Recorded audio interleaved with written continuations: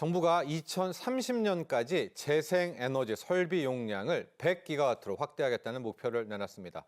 자, 앞으로 태양광 발전 시설을 설치하고 발전 수익을 주민들과 함께 공유하는 이 주민 참여형 재생에너지 모델, 자, 일명 햇빛 소득 마을도요. 올해는 500개, 그리고 2030년까지 2,500곳으로 확대할 예정 갖고 있습니다. 정부의 태양광 산업과 재생에너지 사업 짚어보고요. 요즘 화제가 되고 있죠. 일론 머스크의 우주 태양광 이야기까지 함께 나눠보도록 하겠습니다. 남인식 SK증권연구원 함께합니다. 안녕하십니까? 네, 반갑습니다. 자, 올해 정부에 대한 이야기부터 하도록 하겠습니다. 지금 에너지 대전환에 본격 착수를 하고요. 지금 2026년 에너지 전환 정책실 업무계획 중점 추진과제 함께 공개를 했습니다. 이 내용부터 좀 짚어주시고 여기에서 이제 햇빛 소득 마을까지 가보도록 할게요. 전반적으로 한번 언급 좀 부탁드립니다. 네, 그래서 키워드는 이제 두 가지로 제시를 드릴 수 있을 것 같습니다. 첫 번째, 재생에너지 중심의 에너지 대전환. 네. 두 번째, 서해안 에너지 고속도로 착공. 이렇게 보실 수가 있을 것 같은데요. 구체적으로 이제 숫자로 제시를 드렸죠. 제시를 했습니다. 정부가 2030년까지 재생에너지 설비 용량을 100기가와트로 확장하겠다라고 발표를 했습니다. 이 목표를 달성하기 위해서 구체적인 행동 지침 또 두 가지가 있는데요. 첫 번째는 이제 12차 전력 수급 기본 계획에서 2040년부터는 공식적으로 석탄 화력 발전소를 모두 다 폐쇄하겠다. 이제 선언을 하고 그 빈자리를 이제 재생에너지가 메꾼다라는 걸로 보시면 되겠습니다. 예. 두 번째로는 재생에너지를 설치를 하면은 그걸 이제 뒷받침하는 에너지망, 전력망도 필요하겠죠.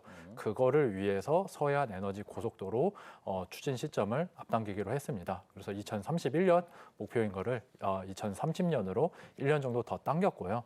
즉 호남권 지방에서 태양광, 풍력 발전기 돌려서 수도권까지 연결할 수 있는 에너지 고속도로 더 빠르게 추진하겠다. 이런 목표를 제시를 했습니다. 네. 2030년까지 재생에너지만 100기가와트 설비 용량이거든요. 그런데 이게 이제 좋은데 실현 로드맵으로 보면 2030년 매년 거의 12기가와트, 13기가와트를 늘려야 되는데 태양광, 풍력 이게 현실 가능한가요? 정말 빨리 해야 될 것 같은데. 그래서 이 숫자에 대해서 먼저 감을 잡아주시면 네. 좋을 것 같아요. 우리가 뭐 평소에 뭐 1기가, 2기가 이렇게 이야기를 하는데 숫자로 풀어보면은 일단 과거 3년에서 4년 동안 한국에서 재생에너지 설치된 설비 용량은 한 4에서 5기가와트 정도입니다. 연이요? 연. 네. 근데 앞으로 12기가와트씩 늘리겠다라고 하는 거는 그 속도를 3배 이상 올리겠다라는 거랑 똑같겠죠. 그리고 2025년 기준으로 한국의 전격 용량 기준으로 발전 설비가 150기가와트가 있습니다. 그러니까 모든 에너지원을 다 합치면은 150기가와트가 있는데 네. 거기서 재생에너지가 25%로 38기가와트를 차지하고 있거든요. 네. 지금은 이런데 2030년이 되면은 100기가와트로 늘리겠다라는 말은 그 비중, 즉 신재생 에너지 비중을 50%까지 늘리겠다라고 해석을 해주시면 되겠습니다. 네. 그러니까 숫자로 풀어보면은 정부의 과제가 상당히 얼마나 도전적인지 네. 명확하겠죠. 네. 태양광, 풍력 아닙니까? 뭐 태양광 주축은요? 풍력인데 네. 주축은 태양광이 조금 더 메인으로 차지를 할 걸로 보고 있습니다. 해성 풍력 이런 것도 좀 언급이 되어 있나요? 이번에요? 이번에는 이제 언급은 크게 있지는 않았고요. 네. 아무래도 해상풍력 발전소가 좀 사업 추진하는 게 덩치가 크다 보니까 좀 태양광 위주로 많이 언급이 나오고 있습니다. 네. 보면 대형 해상 풍력들, 육상 풍력들도 함께 다 언급이 되어 갖고 있는데요. 이 태양광 쪽에서 오늘 이 시간에 햇빛 소득 마을 이야기를 좀 해보도록 하겠습니다. 이게 좀 수익도 공유하고 대중화시켜서 좀 더 빠르게 네. 이런 재생에너지를 확산한다라는 건데요. 햇빛 소득 마을, 우리가 햇빛 마을, 햇빛 연금 이렇게 부르기도 하는데 이거 좀 소개해 주시고 뭐 앞으로 로드맵들 또 어떻게 하는 건지 좀 알려주시죠. 그래서 햇빛 소득 마을의 정확한 정의는 이제 마을의 유휴부지에 태양광 발전 설비를 설치를 하고 그 발전 설비에서 나오는 수익, 발전 수익이 있겠죠. 예. 전력을 판매를 하니까 그것들을 이제 주민들과 공유하는 재생에너지 보급 사업이라고 보시면 될 것 같습니다. 그래서 농촌을 이렇게 가다 보면은 저희 외갓집도 농촌이어가지고 1년마다 한 번씩 가는데요. 네. 빈 땅들이 꽤 많습니다. 네. 예, 아무래도 이제 인구도 소멸을 하고 있다 보니까요. 네. 그래서 비어있는 농지 그리고 축산 시설에 옥상이 있죠. 지붕에다가 태양광 발전 설비를 설치를 하고 거기서 나오는 수익을 나누겠다라는 겁니다. 네. 여기서 가장 큰 차이점은 사업 주체에 있습니다. 원래 우리가 태양광 발전을 한다라는 주체는 민간이고 개별이고 영리 목적으로 발전소를 설치를 합니다. 네. 하지만 햇빛 소득 마을은 영리 목적의 개인 또는 법인이 아니라 주민 조직이 운영을 한다라는 게 가장 큰 차이입니다. 이게 왜냐하면은 태양광 사업하는 데 있어가지고 가장 어려운 점이 토지 확보입니다. 일단 비용 자체도 토지가 많이 차지를 하고 인허가 그리고 주민 수용성 문제에 있어서도 합의도 토지를 있어야죠. 확보하기가 어렵습니다. 그래서 여담으로 제가 한 4년 전에 태양광 발전소 그 재테크로 이렇게 알아보려고 하다가 네. 그러니까 포기를 했었던 게 토지 구하기가 너무 어렵습니다. 아, 위원님이 직접 하려고 했는데. 직접 하려고 네. 막 계산도 하고 한 연평균 10에서 15%는 나올 것 같더라고요. 네. 발전기만 돌리면은. 그래서 원래는 이제 그게 이제 그 원래 지방에 토지가 있으신 분들이 태양광을 하는 거지 저처럼 이제 지방에 크게 연고가 없는 사람이 하는 거는 아니에요. 네. 그래서 왜냐면은 만약에 외지인이 태양광 발전소를 설치를 하겠다라고 하면은 농촌의 이제 작은 사회에 있어서는 큰 파장이 있습니다. 그렇죠. 뭐 공사 트럭도 왔다 갔다 하고 외지인들이 왔다 갔다 하고 저 사람 누구냐 하고요. 네, 그리고 이거 태양광 발전소들이 있길래요. 그러니까 눈부심도 있고 산사태도 발생을 하다 보니까 사실은 지역 주민들이 좋아하지가 않습니다.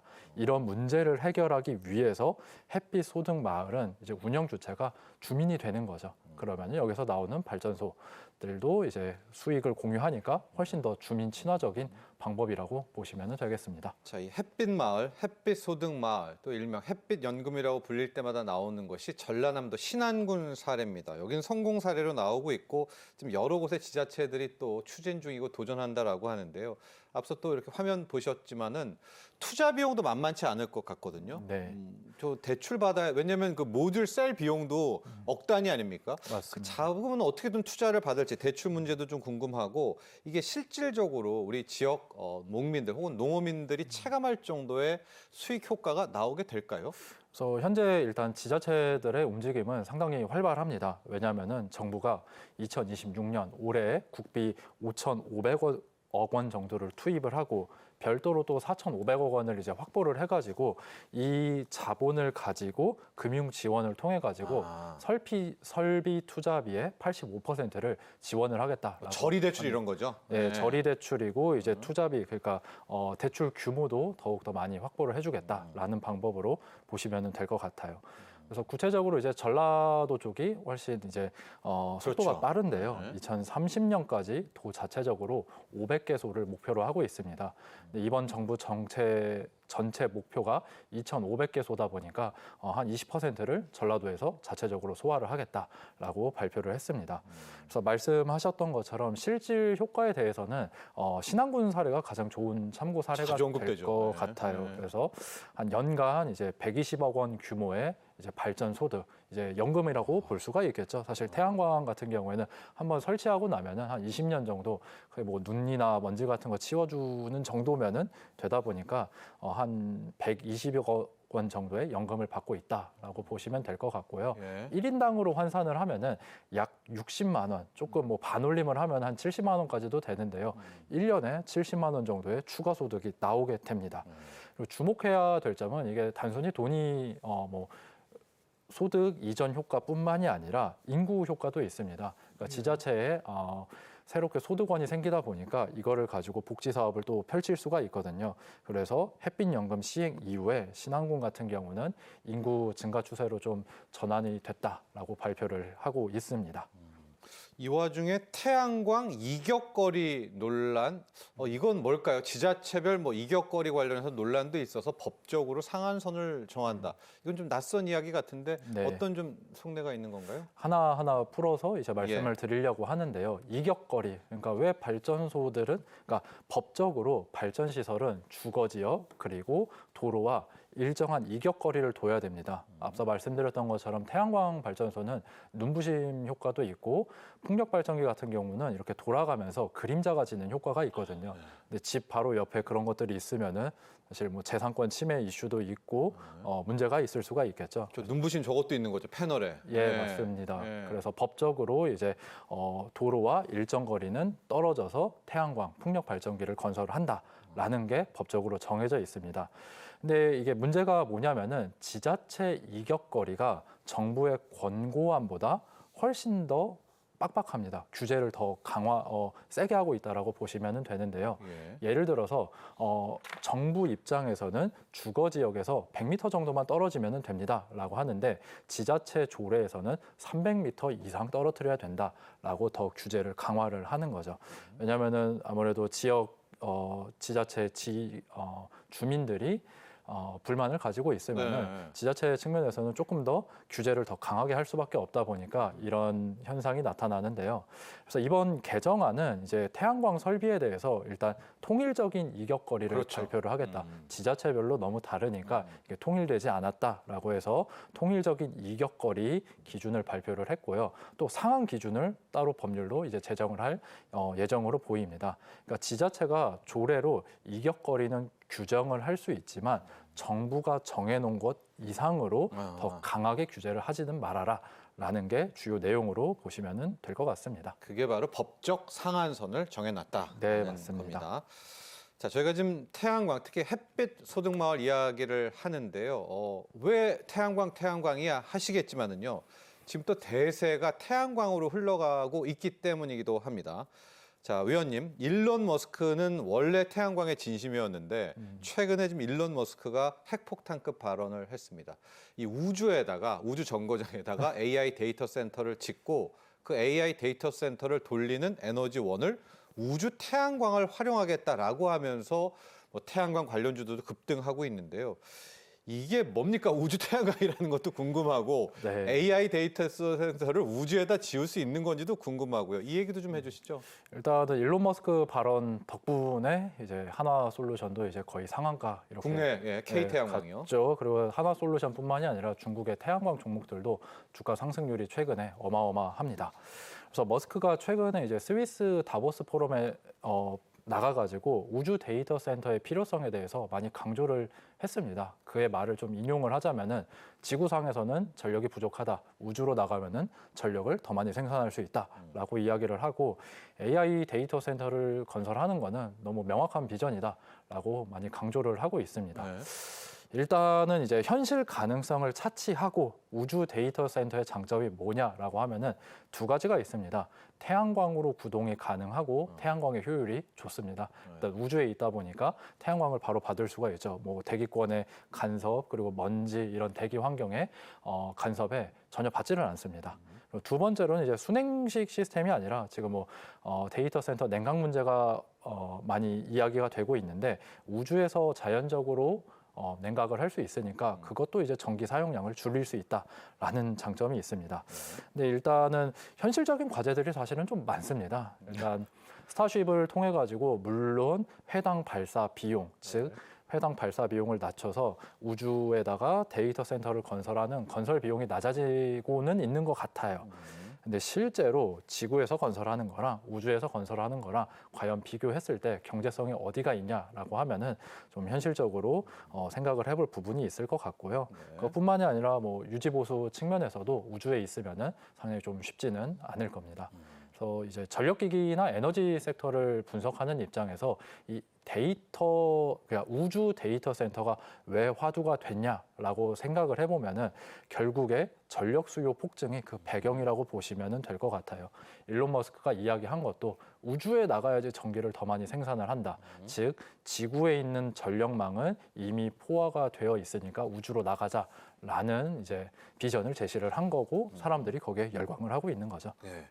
자, 그런데요, 이 우주 AI 데이터 센터는 이렇게 좀 갈 길이 멀다라고는 하지만 그 아이디어 중에 하나가 우주 태양광입니다. 그러니까 일단 우주 AI 데이터 센터는 늦더라도 우주 태양광은 바로 하겠다. 그러니까 우주에서 태양광을 잡아가지고 그거를 마이크로웨이브파로 쏴서 네. 지구에 받아서 그걸 에너지화 하겠다라는 건데 이것도 좀 이게 가능한 건지도 궁금하고요. 그러기 위해서는 페로브스카이트라는 새로운 태양 전지가 필요하다. 이게 뭐 기존 실리콘 대비 열 효율이 엄청나고 60% 이상이다. 뭐 이런 얘기가 나오는데요. 우주 태양광의 구도와 함께 지금 자주 언급되고 있는 이 페로브스카이트 텐덤셀이라는 네. 새로운 태양 전지도 한번 이야기해 주세요. 그래서 우주 데이터 센터는 우리가 명확하게 이제 상상하기가 좋은데 페로브스카이트라고 하면은 이름이 좀 어렵죠. 우주 태양광도 어려워요. 네. 그래서 배경에 대한 조금 설명부터 깔고 왜 페로브스카이트가 조금 화제가 되고 있는지 말씀드리도록 하겠습니다. 일단은 테슬라가 지난 어닝콜에서 일론 머스크가 이런 말을 했습니다. 앞으로 3년 내에 테슬라가 100기가와트의 태양광 생산 능력을 확보하겠다라고 발표를 했습니다. 그날 이제 그 다음 날에 이제 퍼스트솔라나 기존 태양광 패널 제조업체들의 주가가 또 하락을 했거든요. 폭락했죠. 네, 테슬라라는 강력한 경쟁 업체가 또 등장하면 어떡하냐라는 우려가 있다 보니까요. 근데 그 이후로 테슬라 관계자들이 중국의 태양광 모듈 그리고 모듈 생산 업체인 진코솔라라든가 다른 중국계 태양광 업체들을 방문을 했습니다. 이 과정에서 페로브스카이트 기술에 대한 관심도가 높아진 거죠. 왜냐하면 그 중국 회사들 중에 페로브스카이트랑 또 관련이 있는 회사가 있거든요. 그래서 이 페로브스카이트가 기존의 태양광 전지랑 어떤 차이점이 있냐 말씀을 드리고 싶은데요. 기존 태양광 전지는 실리콘 기반입니다. 폴리실리콘이죠. 맞습니다. 네. 결국 이제 모래에서 뽑아낸 실리콘을 1,400도 이상의 고열에서 녹여서 제조하는 게 현재 태양광 패널이라고 보시면 되는데 일단 공정 과정에서 전력 사용량이 좀 많고요. 두께가 좀 두껍습니다. 근데 페로브스카이트는 뭐 굉장히 어렵기는 한데 이제 특정한 결정 구조를 가진 소재를 이렇게 싹 바르는 페인트로 바르는 거라고 생각을 해주시면은 네. 좀 직관적으로 이해를 해주실 수 있을 것 같아요. 네. 그래서 비유하자면은 실리콘 태양 전지는 도자기에서 가마를 굽는 거다.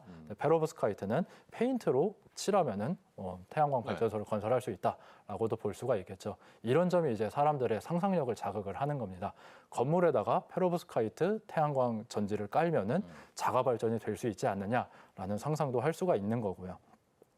그래서 사실은 이제 주식시장에 저도 거의 한 10년 가까이 이렇게 10년 조금 안 되게 이제 분석을 하는데 네. 이게 약간 테마처럼 한 3년에 한 번씩, 2년에 한 번씩 페로브스카이트 테마가 좀 붑니다. 근데 실존한다는데요? 실존은 하는데 그게 과연 그러니까 실리콘 태양광처럼 대량 생산이 가능하고 그리고 10년, 20년을 버틸 수 있느냐? 그러니까 상용화 그리고 대량 생산은 또 다른 문제이거든요. 그래서 그런 측면에서는 저는 아직은 좀 검증해 볼 부분들이 많다라고 강조드리고 싶습니다. 네. 자, 앞서 우리 정부의 이제 재생에너지 정책 이야기를 했고 요즘에 뜨고 있는 우주 태양광과 페로브스카이트 이야기를 했는데요. 마지막으로 우리 K태양광 기업들 이야기도 해 주시죠. 뭐 앞서 하나솔루션 이야기도 했고요. 뭐 네. HD 현대에너지솔루션. 우리 태양광의 수준이 어느 정도인지 좀 궁금하고 일론 머스크가 낙점을 받을 수도 있다. 뭐 이런 루머도 도는데 여기에 대한 이야기를 좀 마무리해 볼까요? 일단 일론 머스크가 연간 100기가와트의 태양광 설비를 구축하겠다라고 했는데 아마 테슬라 혼자서는 쉽지는 않을 겁니다. 그래서 중국 업체들도 이렇게 만나는데 일단은 중국 업체들이랑 접선을 했다라는 뉴스는 떴는데 중국 업체랑 JV를 설립을 해서 미국에다가 태양광 패널 생산 설비를 건설을 하는 그 가능성을 좀 낮게 보고 있습니다. 트럼프 행정부가 있는데요. 그렇죠. 네. 그리고 앞서서 이제 조선산업 분석을 했던 것처럼 지금 가장 큰 화두는 공급망 재편입니다. 중국과 미국이 갈라서고 있고 미국은 자체적으로 생산을 하려고 하고 있어요. 그런 과정에서 수혜주들, 뭐 조선도 있고 방산도 있고 전력기기도 있고 그 중에 하나가 태양광이 될 가능성이 높아 보입니다. 그러니까 그동안은 이제 바이든 행정부 때는 중국에서 저렴한 태양광 패널을 받아가지고 미국에다 보냈거든요. 근데 이런 것들이 아마 앞으로는 어려워질 거예요. 그럼 그 빈자리를 누가 채울 거냐? 결국에는 한국 업체들이 그 가능성이 높아 보입니다. 그래서 제가 하나솔루션을 조금 더 강조드리고 싶은 이유가 이미 미국의 태양광 제조 설비를 보유하고 있다. 그래서 이미 지정학 이슈에 대해서 충분히 대응을 하고 있다라는 측면에서 하나솔루션 강조드리고 싶습니다. 네, 일론 머스크가 K태양광도 선택할 수 있다라는 말이 뭐 완전한 루머라든가 뜬금없는 이야기는 아니다. 네, 맞습니다. 상당히 좀 살펴봐야 될 이야기다. 이렇게 정리해 보도록 하죠. 지금까지 도움 말씀에 남인식 SK증권 연구원과 함께했습니다. 오늘 감사합니다. 네.